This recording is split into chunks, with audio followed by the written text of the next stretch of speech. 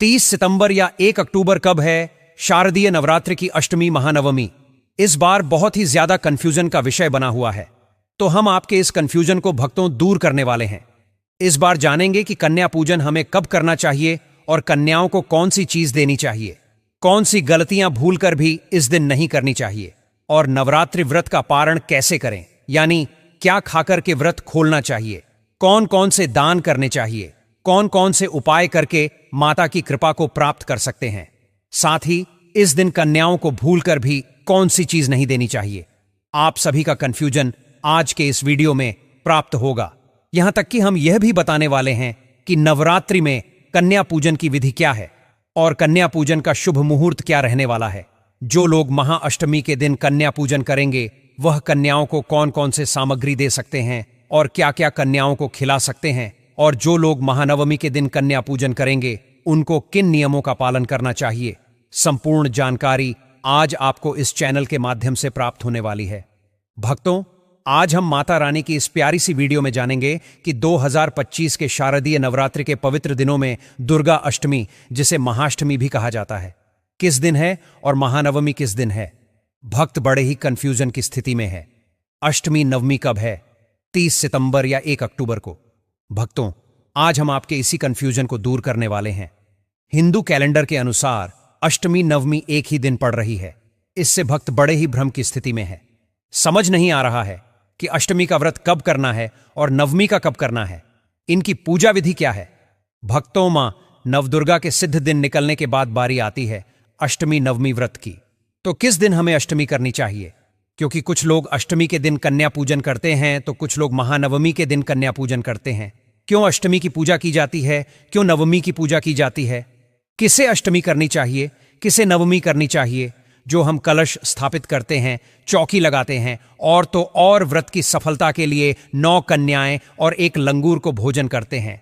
तो यह पूजन कब करना है, किस विधि से करना है, माता रानी का विसर्जन कब करना चाहिए, व्रत का पारण कब करना चाहिए, नवरात्रि का जो 9 दिवसीय विधान है वह कब पूर्ण होता है, नवमी को पूर्ण करना चाहिए, अष्टमी को करना चाहिए या दशमी को करना चाहिए, इसकी विधि क्या रहेगी। अष्टमी अगर करते हैं तो कैसे करनी है, कन्या पूजन में कन्याओं को क्या देना चाहिए, कौन कौन सी सामग्री कन्या पूजन के लिए महत्वपूर्ण होती है, भूलकर कौन सी चीज कन्याओं को देने से व्रत खंडित हो जाता है, और कौन से उपाय करने से व्यक्ति का भाग्य उदय होता है। व्यक्ति रातों रात धनपति मालामाल कैसे बन सकता है, कैसे आप नवरात्रि के व्रत को संपन्न करके लक्ष्मी की कृपा को प्राप्त कर सकते हैं। नवमी करते हैं तो कैसे करनी है, पूजा के लिए शुभ मुहूर्त क्या रहेगा, और जो लोग अष्टमी करते हैं उन्हें अंतिम व्रत कब करना है, जो नवमी करते हैं उन्हें अंतिम व्रत कब करना है। साथ ही इस बार नवरात्रि 10 दिन की क्यों है, कौन सी वह तिथि है जो हिंदू कैलेंडर में बढ़ गई है। इस प्रकार से संपूर्ण जानकारी इस नवरात्रि के अंतिम दिनों के विषय में, मुहूर्त के विषय में आपको प्रदान की जाएगी। इसलिए आप सभी भक्तों को इतनी ज्ञानवर्धक जानकारी पाने के लिए वीडियो को पूरा ही देखना होगा, तभी आपको संपूर्ण सही सटीक जानकारी प्राप्त होगी।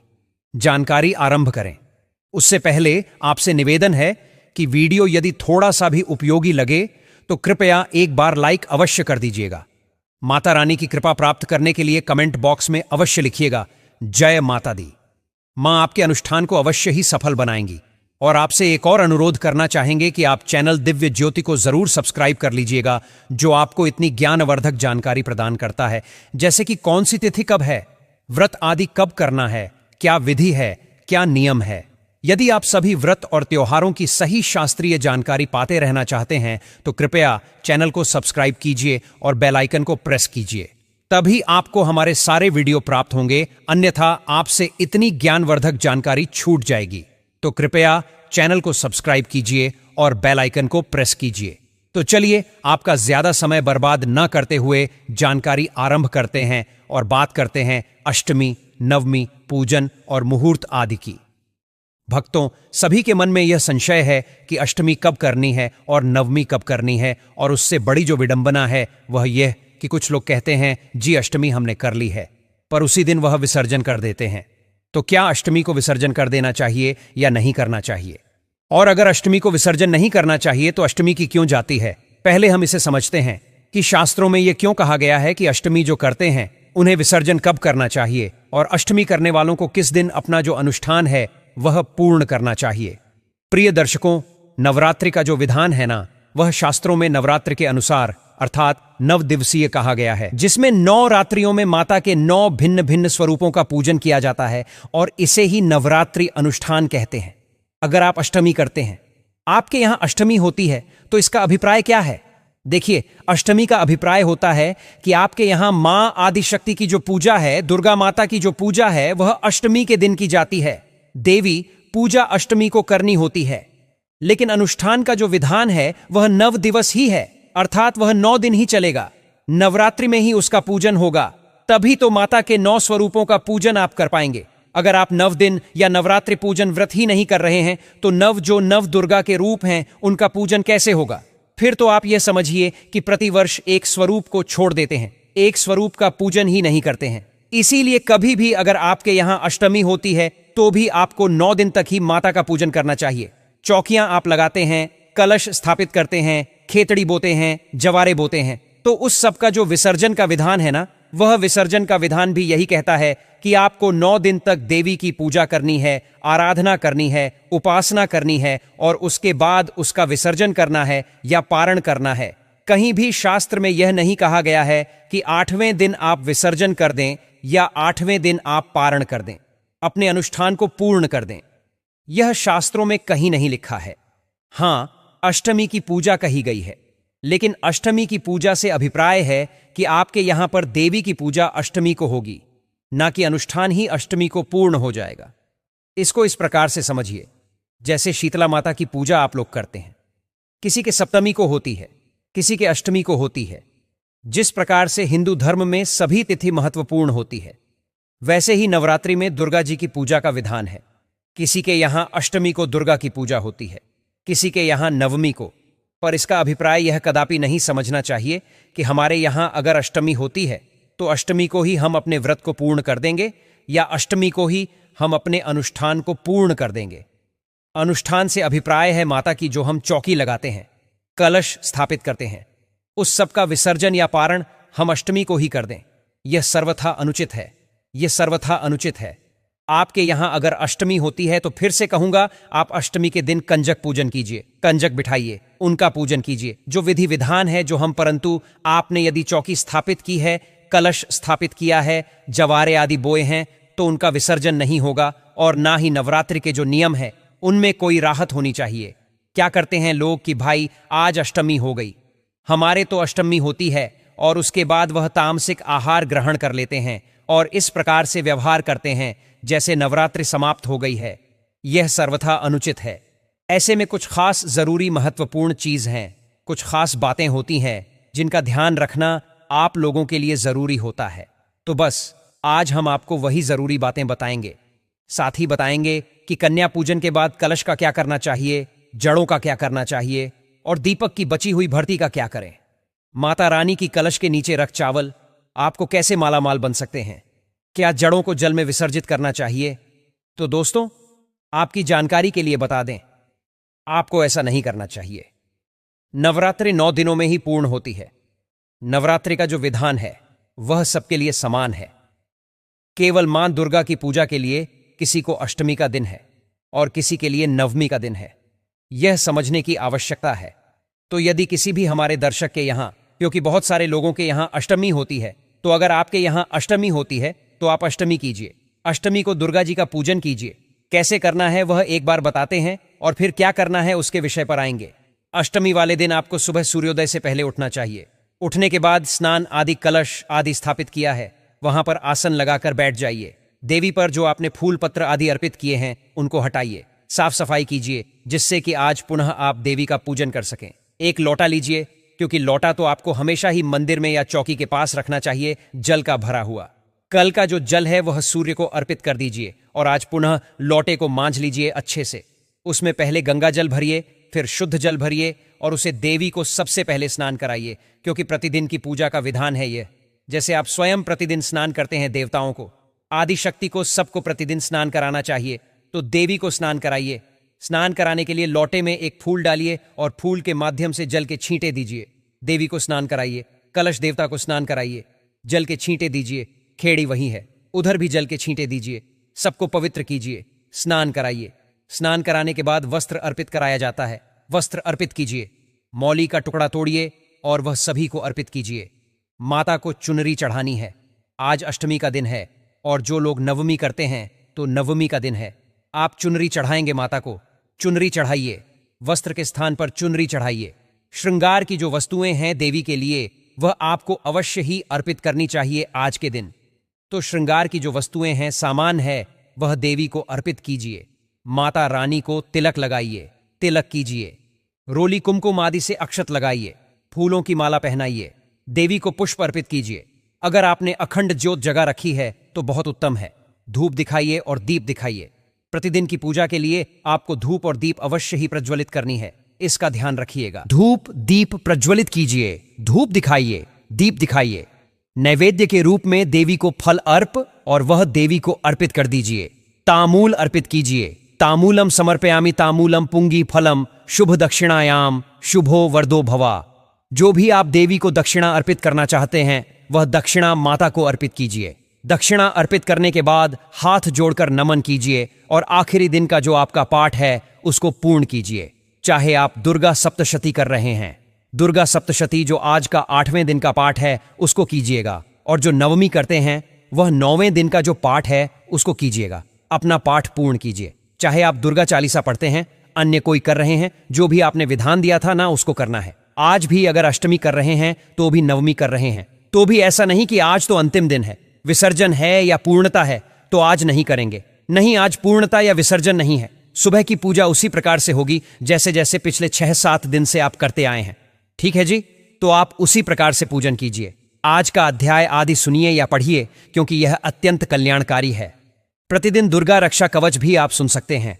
अगुल कालिंग, वह भी हम सरल भाषा में आपके लिए हिंदी में ले आए हैं, उसको श्रवण कीजिए, बड़ा कल्याणकारी है। तो जो भी आप अनुष्ठान कर रहे हैं उसको कीजिए। उसको करने के बाद अब आप देवी की आरती कीजिए। आरती करके और फिर आपने कंजक बिठानी है। आज का पूजन पूर्ण हुआ। अब क्योंकि आपके यहां यदि अष्टमी होती है तो अष्टमी के दिन अब अष्टमी का विधान आरंभ होता है कि अब आप कंजक बिठाइए। अभी तक जो था वह प्रतिदिन की पूजा के अनुसार था। कंजक को निमंत्रित कीजिए। आप 9 कंजकें, देवी के 9 रूप हैं तो 9 कंजकें बुलाइए। 9 कंजकों को बिठाइए। कंजक बिठाने के लिए उनका स्वागत कीजिए। पैर धुलाइए, पैर धुला के अच्छे से पहुंचिए, आसन पर बिठाइए।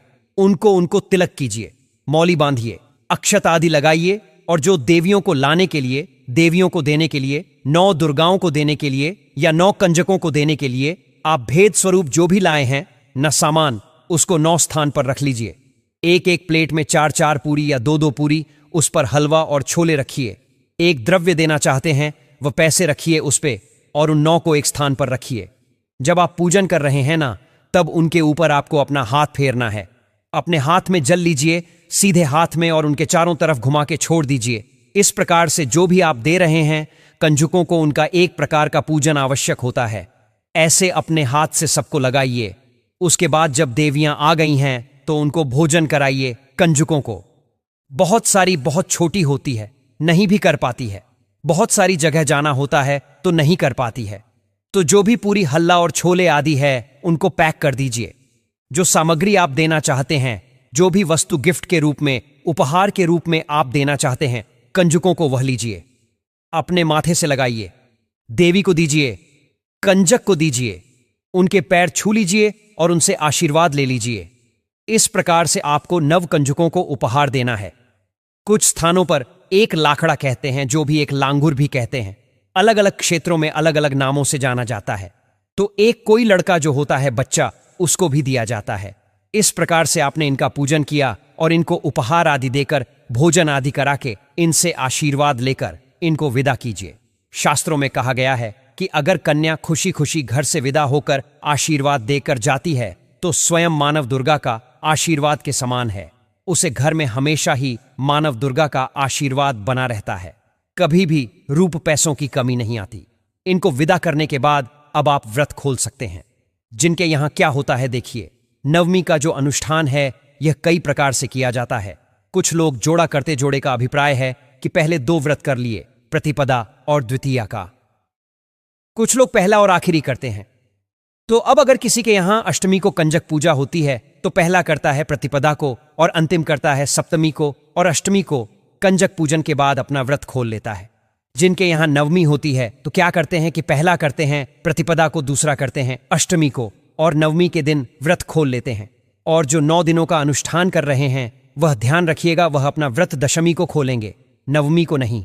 हाँ जी, क्योंकि 9 दिन का विधान अगर है, आपका पूर्ण संपूर्ण नवरात्रि आप रख रहे हैं तो आपके व्रत का पारण दशमी को होगा, नवमी को नहीं होगा, यह ध्यान रखिएगा। तो इस प्रकार से अगर आप अष्टमी कर रहे हैं और आपने जोड़ा करना था तो आप या तो पहला और सदा सप्तमी को कीजिए या पहले 2 आपने कर दिए होंगे। अष्टमी को कन्या पूजन करने के बाद फिर आप देवी को शीश नवाइए और अपना जो व्रत है उसको खोल लीजिए। अगर आपका 9 दिन का अनुष्ठान नहीं चल रहा है तो या 9 दिन का आपने नियम नहीं लिया है, तो अगर आपने 9 दिन का नियम ले रखा है, 9 दिन के व्रत का ले रखा है, तो फिर आप अष्टमी बेशक आपके यहां होती हो, अनुष्ठान आपका 9 दिन का रहेगा नवरात्रि का और आपका जो व्रत खुलेगा वह दशमी को खुलेगा।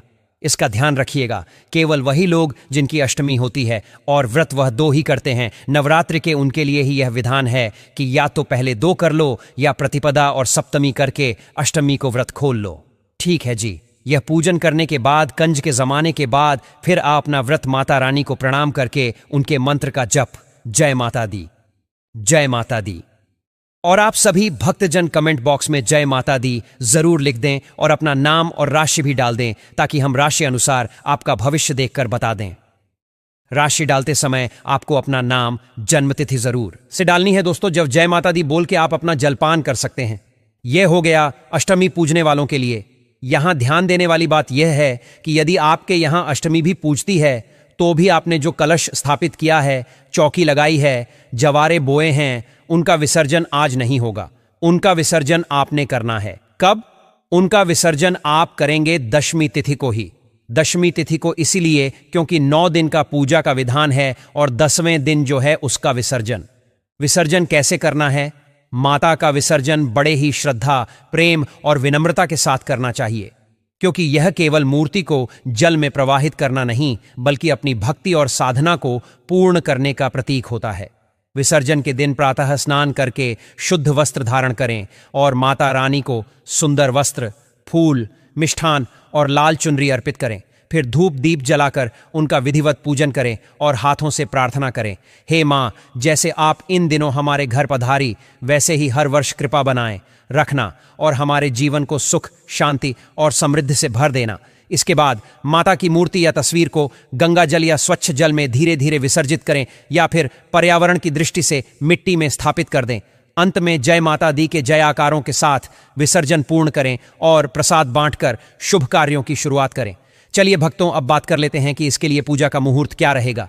तो प्रिय दर्शकों, जैसा कि हमने आरंभ में बताया कि नवरात्रि जो है वह 10 दिन की हो गई है, क्योंकि एक तिथि है चतुर्थी। चतुर्थी तिथि जो है वह 2 दिन हो गई है।